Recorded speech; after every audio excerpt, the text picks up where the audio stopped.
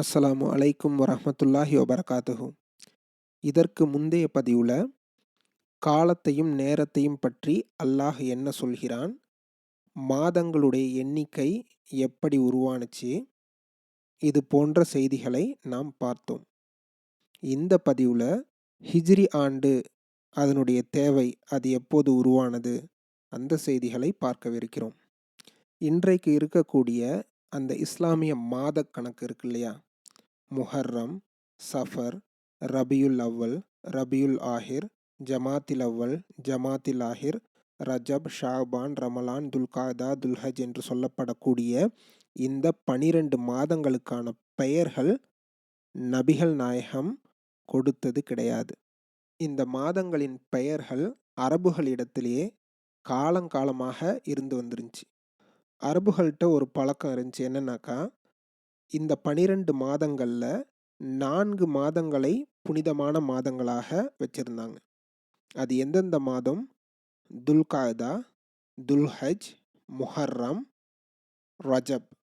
அரபுகள் வருஷம் முழுக்க போர் செஞ்சுக்கிட்டு இருப்பாங்க. ஆனால் இந்த 4 புனிதமான மாதங்களில் மட்டும் போர் செய்வதற்கு தடை. எவ்வளவு பிரச்சனையாக இருந்தாலும் இந்த 4 மாதங்களில் அவர்கள் போர் செய்ய மாட்டார்கள். இதை அல்லாஹுவும் தன்னுடைய குர்ஆனில் அங்கீகரிக்கிறான். இன்ன இத்தத்த சுஹூரி இந்தல்லாஹிஸ்னா அஷர சஹரன் ஃபி கிதாபில்லாஹி யௌம ஹலக்கஸ் சமாவாத்தி வல் அர்ல் மின்ஹா அர்பஅத்துன் ஹுரூம். வானங்களையும் பூமியையும் படைத்த நாள் முதல் அல்லாஹுவின் பதிவேட்டில் உள்ளபடி மாதங்களின் எண்ணிக்கை 12 ஆகும்.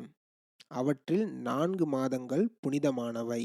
தாலிக தீனுல் கையிம், இதுவே நேரான வழி. இப்படி அல்லாஹ் சூரா தௌபாவிலே 9வது அத்தியாயம் 36வது வசனத்தில் சொல்லி காட்டுகிறான்.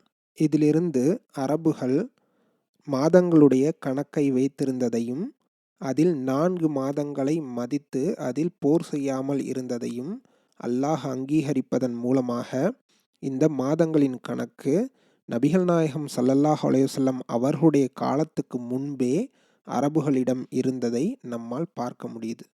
அரபுகளிடத்தில் இந்த மாதங்களுடைய கணக்கு இருந்ததை போன்று வருடங்களுக்கான கணக்கு இருந்ததா என்றால் இல்லை. எப்படி அவர்கள் இந்த வருடங்களை கணக்கிட்டு இருந்தாங்க?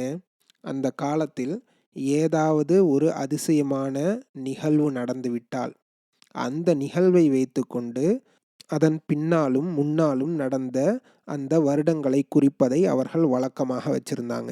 இன்றைக்கு உலகத்தில் பல பகுதிகளிலும் கூட பல்வேறு மக்களிடத்திலும் கூட இது போன்று ஒரு பழக்கம் இருந்ததை நம்மால் பார்க்க முடியுது.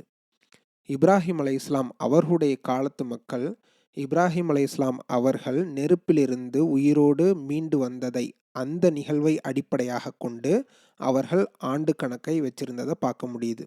அதே மாதிரி மூசா அலைஹிஸ்ஸலாம் அவர்களுடைய காலத்தில் வாழ்ந்த மக்கள் ஃபிரௌனிடமிருந்து தங்கள் காப்பாற்றப்பட்ட அந்த வருடத்தை முதல் வருடமாக வைத்து அவர்கள் வருடக்கணக்கை கணக்கிட்டு வந்ததையும் பார்க்க முடியுது.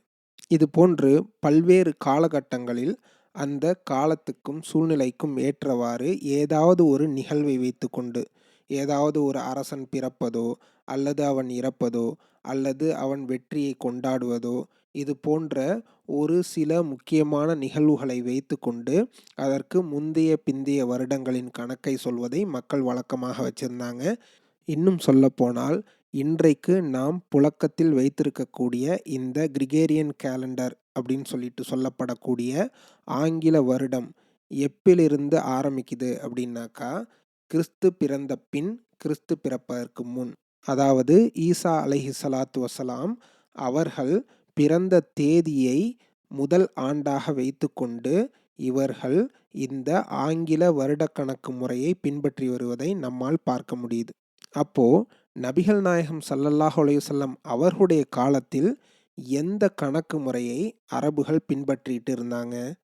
நமக்கெல்லாம் தெரியும், அப்ரஹா அப்படின்னு சொல்லிட்டு சொல்லக்கூடிய ஒரு மன்னன் கஅபாவை இடிப்பதற்காக யானை படை ஒன்றை திரட்டி கொண்டு வருகிறான். அப்போது அந்த யானை படை அபாபீல் என்று சொல்லப்படக்கூடிய அந்த சிறிய பறவை கூட்டத்தால் அடித்து விரட்டப்படுகிறது. இது ஒரு மாபெரும் நிகழ்வாக மக்காவுடைய வரலாற்றில் பார்க்கப்படுகிறது. அந்த ஆண்டை அந்த மக்கள் யானை ஆண்டு என்று சொல்லி வந்தாங்க. இந்த நிகழ்வை அல்லாஹுவும் தன்னுடைய குர்ஆனில் பதிவு செய்திருக்கிறான். அலம் தர கைஃப ஃபஅல ரப்புக பி அஸ்ஹாபில் ஃபீல். யானை படையினரை உங்களது இறைவன் எப்படி அழிய செய்தான் என்பதை நீங்கள் கவனித்து பார்க்கவில்லையா? அலம் யஜ்அல் கைதஹும் ஃபீ ததுலீல். அவர்களுடைய சூழ்ச்சியை அவன் வீணாக்கி விடவில்லையா? வ அர்ஸல அலைஹிம் தொய்ரன் அபாபீல். அவர்கள் மீது பறவைகளை கூட்டம் கூட்டமாக அல்லாஹ் அனுப்பி வைத்தான். தருமீஹிம் பிஹிஜாரத்திம் மின் சிஜ்ஜீல். கெட்டியான சுடப்பட்ட சிறிய கற்களை அவை அவர்கள் மீது எறிந்தன. ஃபஜஅலஹும் கஅஸ்ஃபிம் மஅகூல். அதனால் அவர்களை கொத்தி தின்னப்பட்ட வைக்கோலை போன்று அல்லாஹ் ஆக்கி அழித்து விட்டான் என்று சூரத்துல் ஃபீல் என்று சொல்லப்படக்கூடிய 105வது அத்தியாயத்தில் அல்லாஹ் இந்த வரலாற்று நிகழ்வை சொல்லி காட்டுகிறான். இந்த நிகழ்வு நடந்த அந்த வருடத்தை அரபுகள் யானை வருடம் என்று குறித்தார்கள். கைஸ் பின் மக்ரமா ரலியல்லாஹு அன்ஹு அவர்கள் சொல்றாங்க, நானும் நபி ஸல்லல்லாஹு அலைஹி வஸல்லம் அவர்களும் யானை ஆண்டில் பிறந்தோம் என்று.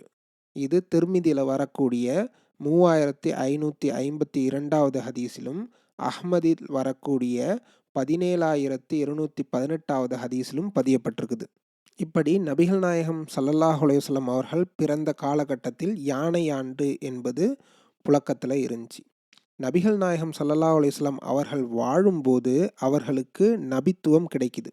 அப்போ சஹாபாக்கள் நபித்துவம் கிடைத்து 1ஆம் ஆண்டு, நபித்துவம் கிடைத்து 2ஆம் ஆண்டு, இப்படி அந்த ஆண்டு கணக்கை கணக்கிட்டு வந்தார்கள். அதன் பிறகு பத்ர் யுத்தம் நடக்குது. பத்ர் யுத்தம் நடந்த ஆண்டு. அதன் பிறகு உஹது யுத்தம் நடக்குது. உஹது யுத்தம் நடந்த ஆண்டு. இப்படி அந்தந்த காலகட்டங்களில் நடக்கக்கூடிய முக்கியமான நிகழ்வுகளுக்கு ஏற்றவாறு ஆண்டு கணக்கை நிர்ணயித்து கொண்டார்கள். நபிகள் நாயகம் ஸல்லல்லாஹு அலைஹி வஸல்லம் அவர்கள் இறக்கும் வரைக்கும் உறுதியாக ஏதாவது ஒரு விஷயத்தை வைத்து கொண்டு ஆண்டை கணக்கிடக்கூடிய அந்த பழக்கம் அரபுகளிடத்தில் இல்லவே இல்லை. அதுவரையில் எந்த ஒரு குழப்பமும் இல்லாமல் இருந்துச்சு. ஆனால் நபிகள் நாயகம் ஸல்லல்லாஹு அலைஹி வஸல்லம் அவர்கள் இறந்து 6 ஆண்டுகள் கழித்து உமர் ரலியல்லாஹு அன்ஹு அவர்கள் ஆட்சியில் இருக்கிறாங்க. அவர்கள் கலீஃபாவாக இருந்த அந்த நேரத்தில் மைமூன் பின் மஹ்ரான் என்பவர் தன்னுடைய தேவையை ஒரு கடிதத்தில் எழுதி அதை உமர் ரலியல்லாஹு அன்ஹு அவர்களிடம் கொண்டு வருகிறார்கள். அந்த கடிதத்தில் ஷஅபான் என்று குறிப்பிடப்பட்டிருந்துச்சு. ஆனால் உமர் ரலியல்லாஹு அன்ஹு அவர்களுக்கு ஒரு குழப்பம். இவர் இந்த வருடத்து ஷஅபானை குறிப்பிடுகிறாரா அல்லது அடுத்த வருடத்து ஷஅபானை குறிப்பிடுகிறாரா? உடனே அந்த மனிதரை அழைத்து இது சம்பந்தமாக விளக்கம் கேட்கிறார். அந்த சமயத்தில்தான் உமர் ரலியல்லாஹு அன்ஹு அவர்கள் உணர்றாங்க, வருடத்துடைய கணக்கை நாம் வைத்து கொள்வது அவசியம். வருடங்களின் கணக்கு நம்மிடம் இல்லாவிட்டால் அது தேவையில்லாத குழப்பங்களை ஏற்படுத்தும். இந்த விஷயத்தை உமர் ரலியல்லாஹு அன்ஹு அவர்கள் மனதில் உதித்து கொண்டிருக்கும் போதே இன்னொரு விஷயமும் நடக்குது. கூஃபா நகரத்துக்காக அபு மூசா அல் அஷரி ரதியல்லாஹு அன்ஹு அவர்களை உமர் ரலியல்லாஹு கவர்னராக நியமிச்சிருந்தாங்க. அப்போது அவர்களிடமிருந்து உமர் ரலியல்லாஹு அன்ஹு அவர்களுக்கு ஒரு கடிதம் வருது. அமீருல் மோமினின் அவர்களே, உங்கள்டேர்ந்து எங்களுக்கு கட்டளைகள் கடிதம் மூலமாக வந்துக்கிட்டே இருக்குது. ஆனால் கடிதங்களில் தேதிகள் சரியான முறையில் குறிப்பிடப்படவில்லை. அதனால் எந்த கடிதம் முதலில் வந்தது, எந்த கடிதம் பின்னால் வருது, எந்த கட்டளையை நாம் முன்னாடி நிறைவேற்றுவது, எந்த கட்டளையை நாம் பின்னாடி நிறைவேற்றுவது, இந்த குழப்பம் இருந்துக்கிட்டே இருக்குது. அதனால் தேதிகளை சரியான முறையில் பின்பற்றுவதற்கான ஒரு நல்ல முடிவை நீங்கள் சீக்கிரம் எடுக்க வேண்டும். இப்படி உமர் ரலியல்லாஹு அன்ஹு அவர்களுக்கு அபு மூசா அல் அஷரி அவர்களிடமிருந்து ஒரு கடிதம் வந்ததாக அல் பிதாயா வன் நிஹாயா அப்படின்னு சொல்லப்படக்கூடிய அந்த கிரந்தத்தில் பாகம் 3 பக்கம் 206 207 குறிப்பிடப்பட்டிருக்குது. உமர் ரலியல்லாஹு அன்ஹு ஒரு ஆலோசனை கூட்டத்தை கூட்டுறாங்க. அதில் நாம் எப்படி இந்த ஆண்டு கணக்கை ஆரம்பிப்பது, எந்த நிகழ்வை கொண்டு இந்த ஆண்டு கணக்கை நாம் தொடங்கலாம் அப்படின்னு சொல்லிட்டு ஆலோசனை கேட்குறாங்க. நிறைய ஆலோசனைகள் வழங்கப்படுது. பாரசீகர்கள் யார் ஆட்சிக்கு வருகிறார்களோ அந்த மன்னருடைய பெயரை சொல்லி அந்த வருடங்களை குறிப்பதை வழக்கமாக கொண்டிருந்தாங்க. அப்போ அதை போன்று நாம் செய்யலாம். இப்போ உமர் அலில்லாஹ் அன்ஹு அவர்கள் ஆட்சி செய்கிறார்கள் என்றால் உமருடைய 1ஆம் ஆண்டு கால ஆட்சி, 2ஆம் ஆண்டு, 3ஆம் ஆண்டு இப்படி நாம் கணக்கிடலாம். இந்த யோசனை தள்ளி வைக்கப்படுது. இது உமர் அலில்லாஹ் அன்ஹு அவர்களுக்கு பிடிக்கவில்லை. இன்னொரு யோசனை வைக்கப்படுது. ரோமர்கள் எல்லாம் மாவீரன் அலெக்சாண்டர் இறந்த வருடத்தை, அலெக்சாண்டர் மரணித்த முதல் வருடம், அலெக்சாண்டர் மரணித்த 2ஆம் வருடம் இப்படினா கணக்கிடுறாங்க. அது போன்று நாம் செய்யலாமா? இந்த யோசனையும் தள்ளி வைக்கப்படுது. உமர் அலில்லாஹ் அன்ஹு அவர்கள் சஹாபாக்கள்கிட்ட சொல்கிறாங்க, இஸ்லாமிய வரலாற்றை மையமாக வைத்து நாம் ஒரு ஆண்டு கணக்கை தொடங்க வேண்டும். அதற்கான யோசனைகளை முன்வையுங்கள் அப்படின்னு சொல்லிட்டு சொல்கிறாங்க. அப்போது 4 யோசனைகள் முன்வைக்கப்படுது. 1, நபிகள் நாயகம் ஸல்லல்லாஹு அலைஹி வஸல்லம் அவர்கள் பிறந்த வருடத்தை ஆண்டின் துவக்கமாக வைக்கலாம். 2வது, நபிகள் நாயகம் ஸல்லல்லாஹு அலைஹி வஸல்லம் அவர்கள் நபித்துவம் பெற்ற அந்த வருடத்தை ஆண்டின் துவக்கமாக வைக்கலாம்.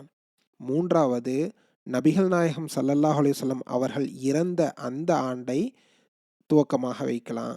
அல்லது 4வதாக நபிகள் நாயகம் ஸல்லல்லாஹு அலைஹி வஸல்லம் அவர்கள் ஹிஜ்ரத் செய்து சென்ற அந்த வருடத்தை ஆண்டின் துவக்கமாக வைக்கலாம். இப்படி 4 யோசனைகள் முன்வைக்கப்பட்டுச்சு. கடைசியில் அலி ரலியல்லாஹு அன்ஹு அவர்கள் முன்வைச்ச நபிகள் நாயகம் ஸல்லல்லாஹு அலைஹி வஸல்லம் அவர்கள் ஹிஜ்ரத் செய்த அந்த ஆண்டை துவக்கமாக வைக்கலாம் அப்படின்னு சொல்லிட்டு சொன்ன அந்த ஆலோசனை ஏற்றுக்கொள்ளப்பட்டுச்சு. இதற்கு ஹதீஸில் கூட ஆதாரம் இருக்குது. உமர் ரலியல்லாஹு அன்ஹு அவர்கள் மக்களை ஒன்றிணைத்து வருடத்தை எந்த நாளிலிருந்து துவங்கலாம் என்று ஆலோசனை கேட்டார்கள். அப்போது அலி ரலியல்லாஹு அன்ஹு அவர்கள் நபி ஸல்லல்லாஹு அலைஹி வஸல்லம் அவர்கள் மக்காவிலிருந்து நாடு துறந்து சென்ற அந்த நாளை எடுத்துக்கொள்ளுங்கள் என்றார்கள். அவ்வாறே உமர் ரலியல்லாஹு அன்ஹு அவர்களும் செய்தார்கள். இந்த நிகழ்வு ஹாக்கிம்ல 4287வது ஹதீஸாக பதியப்பட்டிருக்குது.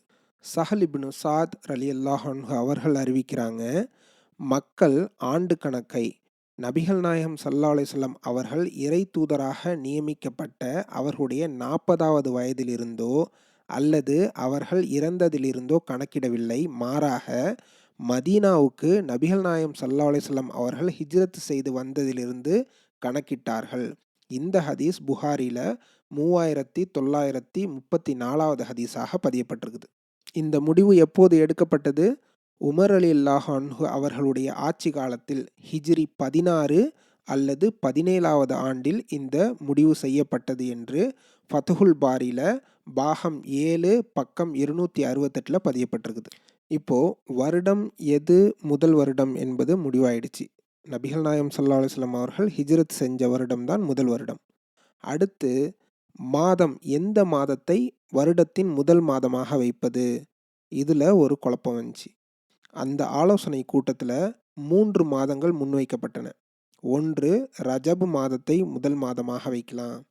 2வது, ரமலான் மாதத்தை முதல் மாதமாக வைக்கலாம்.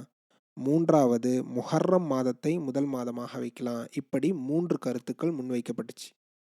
அப்போது முஹர்ரம் மாதம்தான் ஹாஜிகள் ஹஜ்ஜை முடித்து திரும்புவதற்கான மாதமாக இருக்கிறதுனாலையும், அரபுகள் வருடத்தின் துவக்கமாக முஹர்ரமை வைத்திருந்ததுனாலையும் முஹர்ரம் மாதத்தை முதல் மாதமாக ஆக்குங்க அப்படின்னு சொல்லிட்டு உஸ்மான் ரலியல்லாஹு அன்ஹு அவர்கள் கூறிய அந்த கருத்துப்படி முஹர்ரம் மாதம் முதல் மாதமாக அங்கீகரிக்கப்பட்டுச்சு. ஆனால் நபிகள் நாயகம் ஸல்லல்லாஹு அலைஹி வஸல்லம் அவர்கள் ஹிஜ்ரத் செஞ்ச மாதம் என்ன? ரபியுல் அவ்வல். இருந்தாலும் கூட அந்த ஹிஜ்ரத் செஞ்ச வருடத்தை முதல் வருடமாக ஆக்கி கொண்டாலும் கூட ரபியுல் அவ்வல் மாதத்தை அவர்கள் முதல் மாதமாக ஆக்கி கொள்ளவில்லை. மாறாக முஹர்ரம் மாதத்தை தான் முதல் மாதமாக ஆக்கி கொண்டார்கள். இதை நாம் தெரிந்து வச்சுக்கணும். நபிகள் நாயகம் ஸல்லல்லாஹு அலைஹி வஸல்லம் அவர்கள் ஹிஜ்ரத்து செஞ்சது ரபியுல் அவ்வல் மாதமாக இருந்தாலும் அவர்கள் மதீனாவுக்கு நாடு துறந்து போக வேண்டும் என்று உறுதி கொண்டது முஹர்ரம் மாதத்தில் தான். எனவே முஹர்ரத்தை முதல் மாதமாக தேர்வு செய்தார்கள் என்று ஃபத்ஹுல் பாரி பாகம் 7 பக்கம் 268 குறிப்பிடப்பட்டிருக்குது. நமக்கெல்லாம் தெரியும், புனிதமான மாதங்கள் 4: துல்காதா, துல்ஹஜ், முஹர்ரம், ரஜப். முஹர்ரம் மாதத்தை வருஷத்தினுடைய துவக்கமான மாதமாக ஆக்கியிருப்பதன் மூலமாக கண்ணியமிக்க மாதத்தின் மூலமாக வருடத்தை துவங்க வேண்டும். கண்ணியமிக்க மாதத்தை கொண்டே வருடத்தை நிறைவு செய்ய வேண்டும். ரஜப் என்று சொல்லப்படக்கூடிய அந்த கண்ணியமிக்க மாதத்தை இடையில் கொண்டு வர வேண்டும். இப்படியெல்லாம் சொல்லப்படுது. கடைசியா ஒரு செய்தியை தெரிந்து கொண்டு இந்த பதிவை நிறைவு செய்யலாம். உங்களிடம் ஒரு கேள்வி. நாம் இப்போது புழக்கத்தில் வைத்திருக்கக்கூடிய ஆங்கில வருடம், அதாவது கிபி, அதாவது கிரிகேரியன் கேலண்டர், அது பழமையானதா அல்லது ஹிஜ்ரி வருட கணக்கு பழமையானதா?